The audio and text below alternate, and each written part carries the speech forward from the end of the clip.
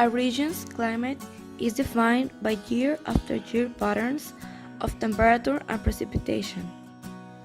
Global climate is shaped by many factors, including solar energy trapped in the biosphere, latitude, the transport of heat by winds and ocean currents. So, the niche is the range of physical and biological conditions in which a species lives and the way the species obtain what it needs to survive and reproduce. Animals compete for resources such as food, mates, and places to live and raise their young.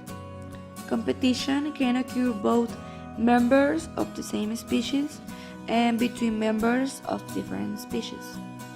We also have the competitive exclusion principle that states that no two species can occupy exactly the same niche in exactly the same habitat at exactly the same time. Instead of competing for similar resources, species usually divide them. By causing species to divide resources, competition helps determine the number and kinds of species in a community and niche each species occupies. How do predation and herbivory shape communities? Predators can affect the size of prey populations in a community and determine the places prey can live and feed. Herbivores can affect both the size and distribution of plant populations in a community and determine the places that certain plants can survive and grow.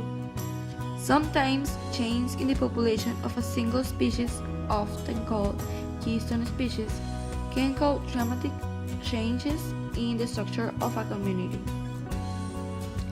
Biologists recognize three main classes of symbiotic relationships in nature: mutualism, parasitism, and commensalism.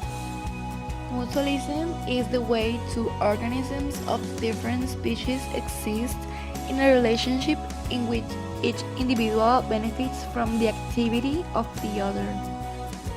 Parasitism is a non-mutual relationship between species where one species, the parasite, benefits at the expense of the other, the host. Commensalism is a relation between individuals of two species in which one species obtains food or other benefits from the other without either harming or benefiting the latter. Ecosystem change over time, especially after disturbances, as some species die out and new species move in. This is called ecological succession. Succession begins in an area with no remains of an older community. This is called primary succession. First species to colonize barren areas are called pioneer species. Sometimes exist communities are not completely destroyed by disturbances. In these situations, where a disturbance affects the community without completely destroying it, is called secondary succession. Do ecosystems return to normal following a disturbances? Secondary succession in healthy ecosystems following natural disturbances often reproduces the original Glima's community. Ecosystems may or may not recover from extensive human-caused disturbances. What abiotic and biotic factors characterize biomes? Biomes are described in terms of abiotic factors like climate and soil type, and biotic factors like plant and animal life. What areas are not easily classified into a major biome? Because they are not easily defined in terms of a typical community of plants and animals, mountain range and polar ice caps are not usually classified into biomes. What factors affect life in aquatic ecosystems?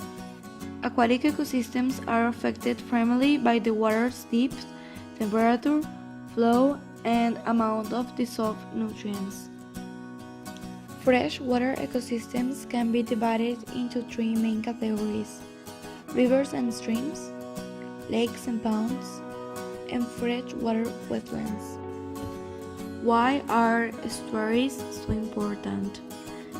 These serve as spawning and nursery grounds for many ecological and commercially important fish and shellfish species including bluefish, street bass, shrimp, and crabs.